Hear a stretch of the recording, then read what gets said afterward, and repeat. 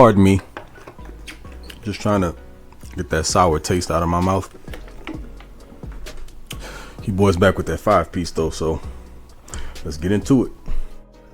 Oh, and before we get into this, quick PSA for you Raiders fans who tune in to this content for like trolling purposes, which is all good because I actually like a good troll. I will say though, if you've engaged with me on Twitter, what you've come to find out is that I'm elite when it comes to this clapback stuff, like borderline MJ, Allen Iverson, Kobe level type ish. So if you walk over and end up limping back, I make no apologies for it. If you crash my party, you gotta drink whatever it is I'm serving. Now some of you are actually kind of funny. I'm sure that you were like the Kevin Hart of your cell block, which is something to be proud of. Now that that's out of the way, what you all tuned in for? Number one, tie me a river. So a bunch of people have been asking me my personal opinion about whether or not the Raiders were going to play for a tie if the Chargers didn't call a timeout, of course. And I'm not buying it. From what my eyes saw, and I've watched it a couple times, yes, I did put myself through the pain of reliving that experience again. They were going to run the ball regardless. As a matter of fact, if I'm correct, they came out in 11 personnel, which they had run out of, I think, 90% of the time that they lined up in that formation. So Staley saw it, called a timeout to get his best run defense out there, and what are they, bottom 3 in rush defense in the league? It just performed up to its ranking, or down to it, however you want to look at it. And do I believe what Derek Carr said at the end of the game about the timeout basically changing their plan? You think that I'm going to listen to Captain Vagine and believe anything he says? The dude with the cartoon villain haircut? Nah, ain't no way, boy. Ain't no way. Number 2, defense is optional. If we're being honest here, kind of poetic justice that the Chargers season was kind of ultimately done in by their porous run game. It's been an issue all year. What doesn't register for me is that apparently they were the healthiest team going into week 18 in the entire NFL. Tack on to that the fact that Kenneth Murray took a gang of snaps at off-ball inside linebacker. And Kaiser White had the fewest snaps he'd had of any game this season. Make that make sense. Oh, and by the way, you guys probably heard that Brandon Staley post-game presser. He claims that Kenneth Murray was their best pass defending linebacker. It took me a while to get that out because I don't even believe it when I say it. So I know a guy that intelligent with that football mind is not capable of saying something that stupid and believing it himself. There's probably something deeper and darker going on here, which I could get into, but I won't broach that now because that's not what this time is about. Silver lining though, I know one person who better not be back, and that is everybody hates Chris ... Harris Jr.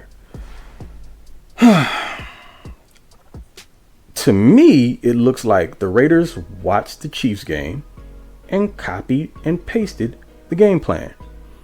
Make Chris Harris chase your slot guy from one side of the formation to the other via motion, and then get him running back across the formation, or just run some sort of two-stemmed route, whether it be like an angle route, a whip route, something where he's got a cut.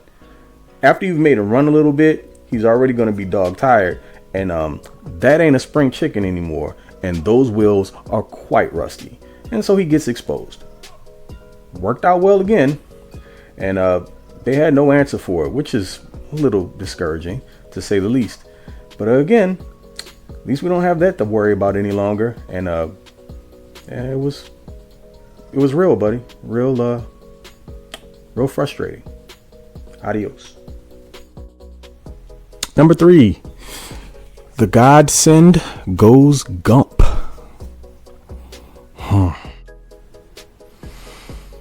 Third quarter, down 3, fourth down at your own 18-yard line.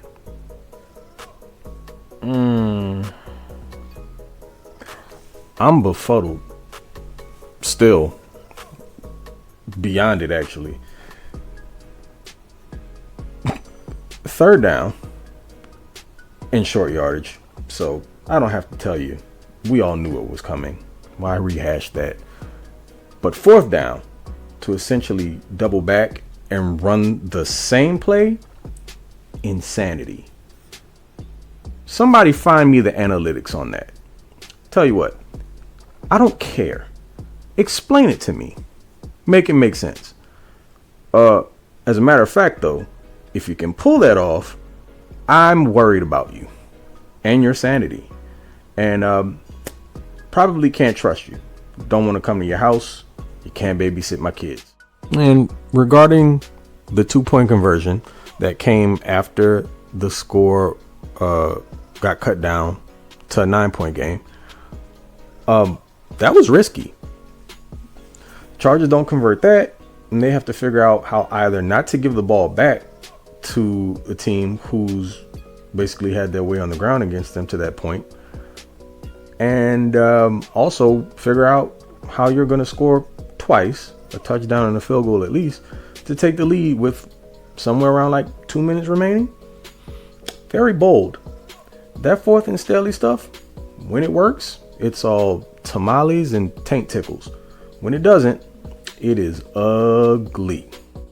I typically don't like to talk about officiating, but we can't ignore this. Number 4. Who sent you? Yeah, I don't know what sort of 007 not so secret agent mission this officiating crew was on, but there was some questionable calls in that game, for lack of a better term. Chris Harris Jr. does not need you guys' help to screw the pooch.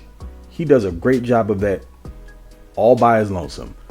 And apparently, Zay Jones is Stretch Armstrong. Who knew? Because we were supposed to believe that he could reach from the center of the end zone to the back left corner. Forget the fact that he also flopped. Now, if we're going to be honest about this situation, like, let's just keep it real, right? That play never happens if 4th and 23 doesn't. And don't you do it. Don't you say it. Leave that Ray Rice crap in the past. We have suffered enough. Don't say it. Don't. And for as heartbreaking as that was, there was one big, bold, beautiful, long-haired, strong-armed, magnificent, fantastic. If I had a daughter, I would force her to marry you. Ray of sunshine. Number 5. Justin's got the juice. Did it end the way we wanted to? Absolutely not. But don't fool yourself. What you witnessed was the stuff of legend to close that game out. 6 fourth down conversions. Justin Herbert had around like 100 yards passing on 4th down. Derek Carr only had 86 more yards total for the entire game. So Raiders fans, miss me with Chode Boy. He ain't it. If there's something to take away from this, it's that the future is ridiculously bright as long as upper management doesn't waste an opportunity. They have to go all in. It's year 3. It's time to make it happen. I figured this team was a year away anyways. It was a bit disappointing that things finished the way that it did once you saw the start, but it was up and down, and I still expected them to make the playoffs. The majority of us did. This offseason is going to be a humongous deal, and Telesco ain't going anywhere, folks. All right, let me get you out of here on this. A few things to keep in mind. Over 500, first-year head coach. new offensive and defensive scheme. Your second year quarterback finishes with 5,000 yards passing on the season. He's one of two to do it this year, the other being the GOAT, Tom Brady. Top two in cap space going into the offseason. Lots to look forward to. And your boy will be here to chop it up with you, because no matter what, I'm always going to have 5 on it. And oh, if you're looking for me, by the way, you can catch me on Twitter at Top Flight. And also check me out on YouTube at The Flight Deck. So until then, I'll get at you later on.